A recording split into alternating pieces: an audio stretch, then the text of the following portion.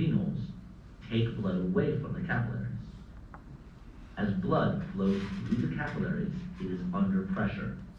This is called hydrostatic pressure. This pressure forces some of the fluid in the blood out of the capillary into surrounding tissue. Oxygen from the red blood cells and nutrients in the fluid then diffuse into the tissue.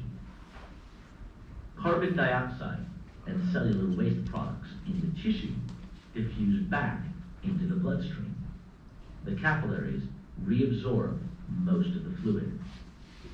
The lymph capillaries absorb what fluid is left.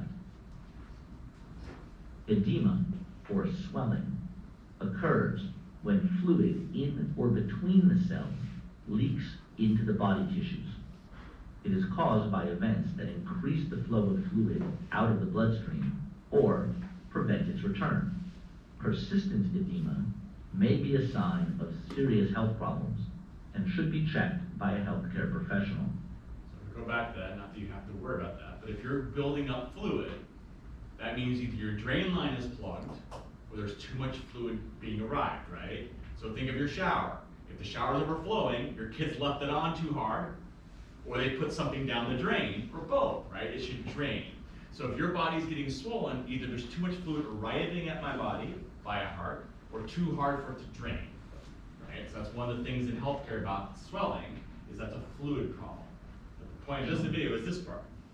The lymphatic system can play a very worrisome role in the spread of breast cancer.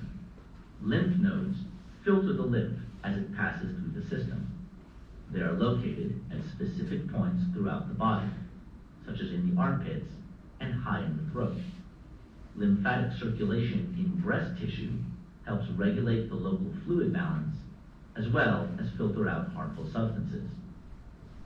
But the breast's lymphatic system can also spread diseases, such as cancer, through the body.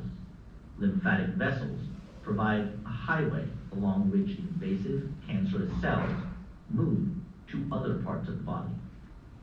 The process is called metastasis. It can lead to the formation of a secondary cancer mass in another part of the body. This mammogram shows a tumor and the lymph vessel network it has invaded. No woman is too young to know that regular breast self-examinations can help to catch tumors earlier in their growth, hopefully before they spread or metastasize. So back to here. That's the picture that you have to think about, is if something is in there, it could end up in the drain line. Where would it go first to get caught? We go back to our picture here. Boom. The first place a doctor would notice it would be where? Your armpit. So that's why doctors are feeling your armpit. If there's a lump there, maybe it's just a disease, or maybe it's something like cancer is broken off and now spreading closer. They call sentinel node biopsies.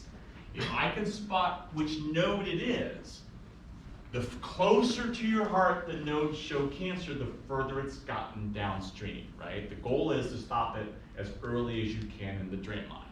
Make sense? So, feel your armpit, there's something there, talk to somebody, because that could be nothing, or it could be something is working its way toward your heart. Because your heart, it's metastasis, it's everywhere.